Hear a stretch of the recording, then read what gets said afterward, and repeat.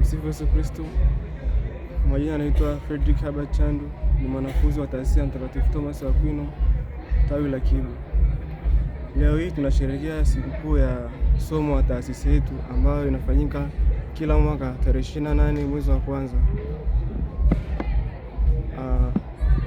Mwaka jana tulikuwa na mitihani ya MOOCU ambayo ni ya 2025-2026. Mitihani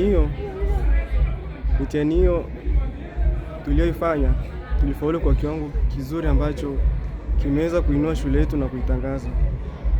Ufaulu wetu ulikuwa mkubwa na wani za tatu zilikuwa 8 na mimi hapa nilikuwa mmoja wapo wa nilipata wani ya 3, ambapo nilikuwa katika mchepuo wa PCB, yani Physics, Chemistry na Biology.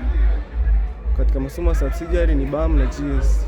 Katika somo la Physics nilipata A, Kemia B, Biology, Kemia A na Biology A. Na katika masomo ya subsidiary BAM nilipata B na GS nao nikapata B. Mbinu binafsi nilizotumia ni kwanza moyo binafsi wa kwangu mwenyewe wa kupambana ili kupata matokeo mazuri. Kingine ni juhudi zangu binafsi nilizotumia katika kupambana, kujitesa, kuextend hivyo, kujituma, kufanya kazi za walimu, homework na kuomba maswali mengi kwa walimu. Mbinu nyingine binafsi ni walimu wenyewe, juhudi zao binafsi kutupa mitihani mingi kwa wiki na assessment zao zilitusaidia kupata matokeo haya. Kikubwa kabisa ni ushirikiano baina yangu mimi na wenzangu. Pale ninapokosea wananielekeza, pale ambapo nimekosea na hivyo omba msaada kwao wananielekeza.